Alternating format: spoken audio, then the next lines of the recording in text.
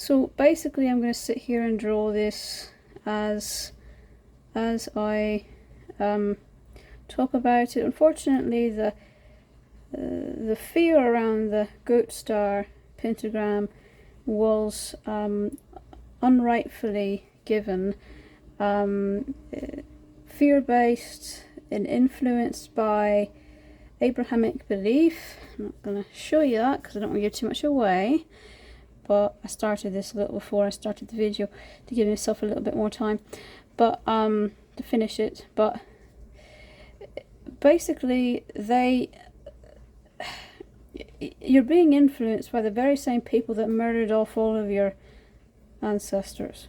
I'm sorry, since when did we trust their belief?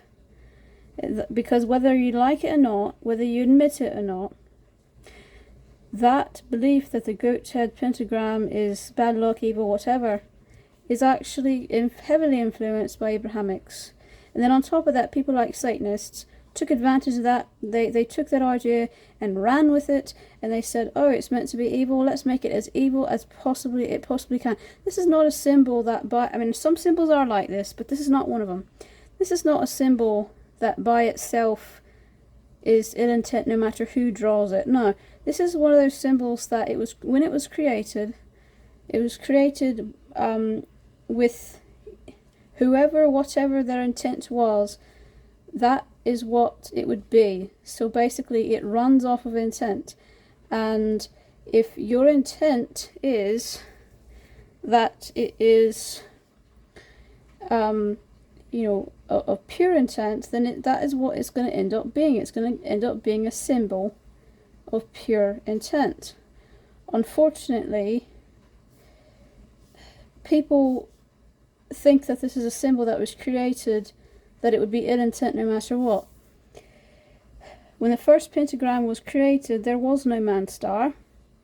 There was only the goat star, and it was meant for protection, cleansing, healing, even war magic.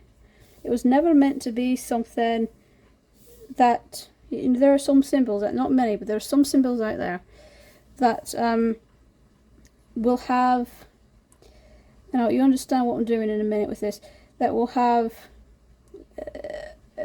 kind of, no matter who draws it, it's always going to be bringing of malice and bad luck. Well, pentagram is the furthest thing from that. Like I said, there are certain symbols like that out there. Pentagram is not one of them.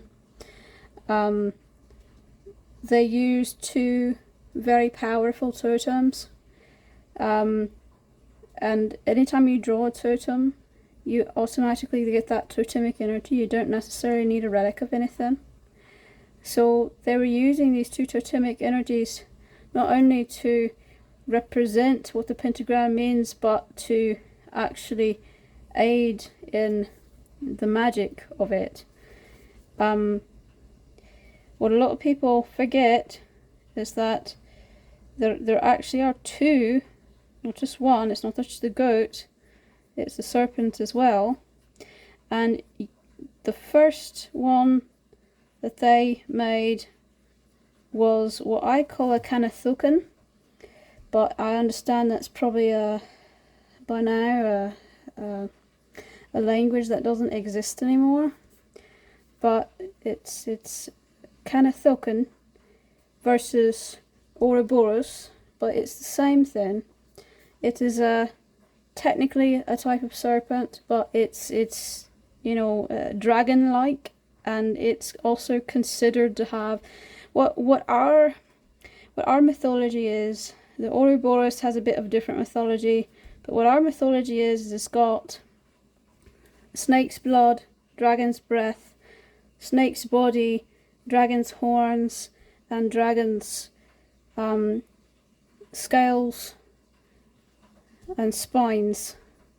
So it's a snake-like dragon or a dragon-like snake, depending on what you believe in. But when people usually draw this, you'll notice it does not have wings.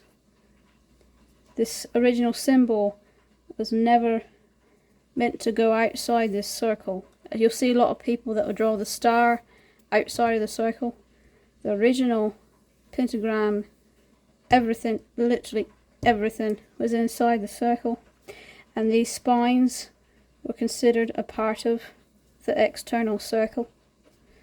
But if you start putting wings on there, then you get something outside the circle, and that kind of changes just a little bit, changes the meaning of it.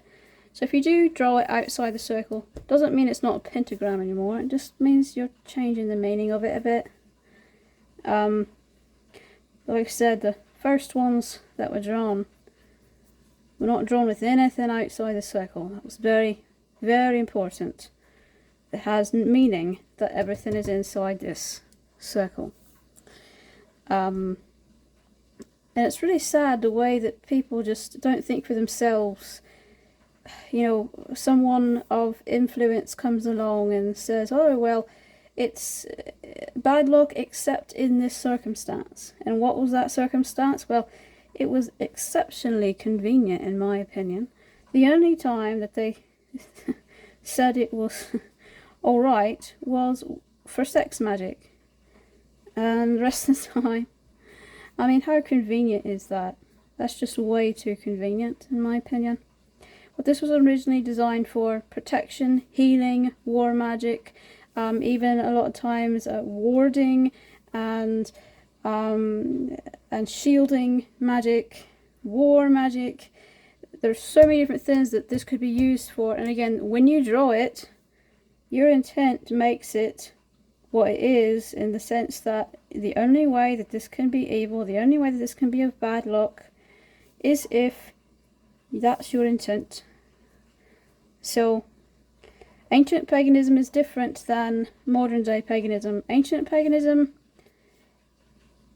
this is what it means. Now, modern paganism, they will butt heads with me until the sun goes down, and then it rises again the next day. And that's alright, but you're only seeing a very narrow field of vision, a very narrow truth. If you do not open your eyes and see it with common sense, and especially ask your ancestors. Ancient paganism goes off of the wisdom and knowledge of our ancestors. Doesn't have to be hereditary ancestors, but someone who lived and breathed in the time that stuff like this was still widely known, and there weren't these gaps in history.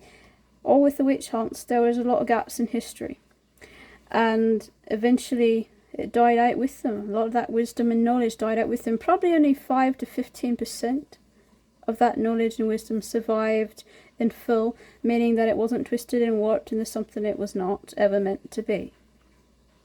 So when you talk about that being something that, you know, a lot of people don't either know how to do to accurately listen to their ancestors, or they just simply don't think that they need to because they're content just listening to whoever or whatever. So no, in the modern world you cannot do that, because in the modern world we've forgotten too much. So I had to learn this from ancestral knowledge, because too many people thought it wrong, you know, and there's nothing that can replace that knowledge and that wisdom. There's absolutely nothing that can replace it.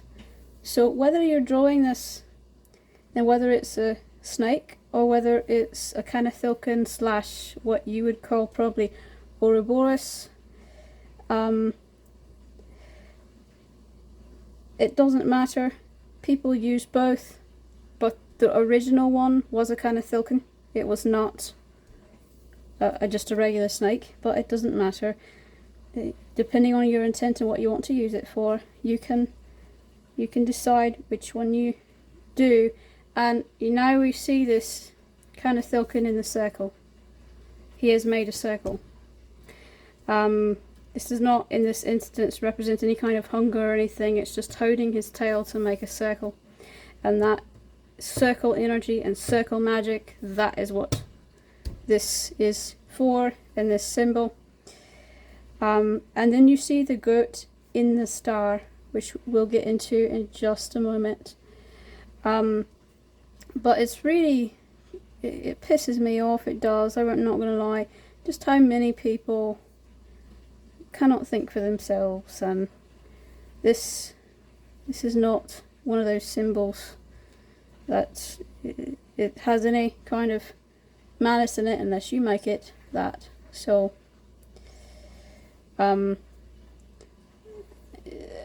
I'll say this, Satanists didn't do us any favours, because they did a lot of bad things, and they still do a lot of bad things with this symbol.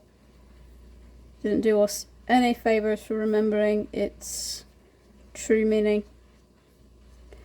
Because you can do so many different things with this symbol, because there are so many different layers, I'm not going to be able to ever tell you all of them.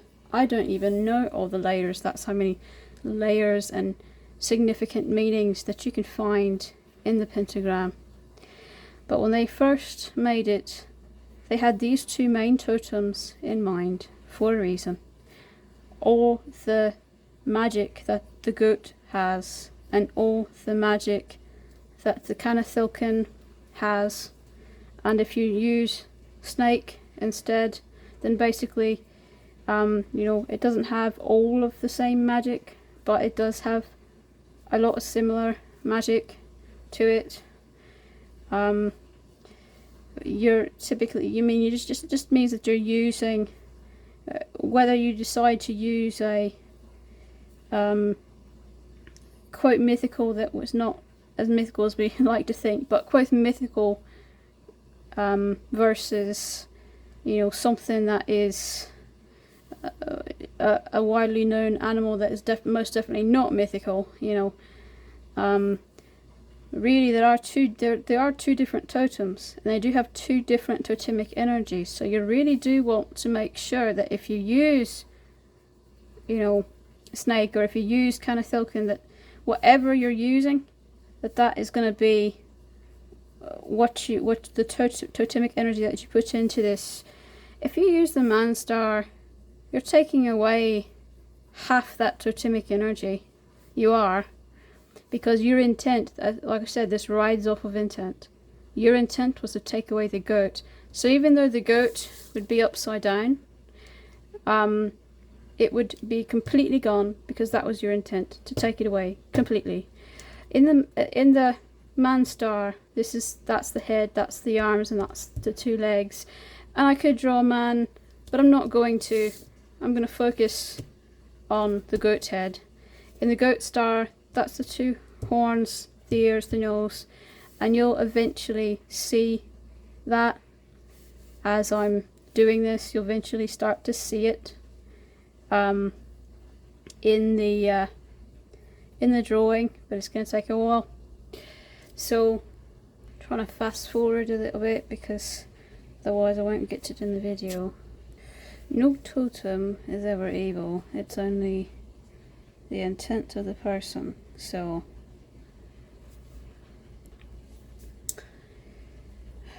I know that people are gonna look at this and be like, nope, not gonna even think about it. Bloody Satanists stole our symbol and turned it on its head. I don't understand why people cannot just ask why, and something doesn't make sense, like the only for sex doesn't make any sense. The way that we designed it a long time ago, the very beginning, that's our ancestors. Why would that be the wrong one? Why would that be the one that's not right? I'm not saying that you can't use the man star, I'm just saying that that's not the way that it was originally meant to be. You're changing the totemic energy completely. Somebody saw the pairing of these two totems as a powerful harmony that would bring powerful protection. A lot of physical magic that we don't even believe in anymore. But many of us don't. We forget the history, we forget the truth, and then we turn blind. I dare you to listen to your ancestors, because most of you never will and never do. That is where the answers lie, in anything that's forgotten like this.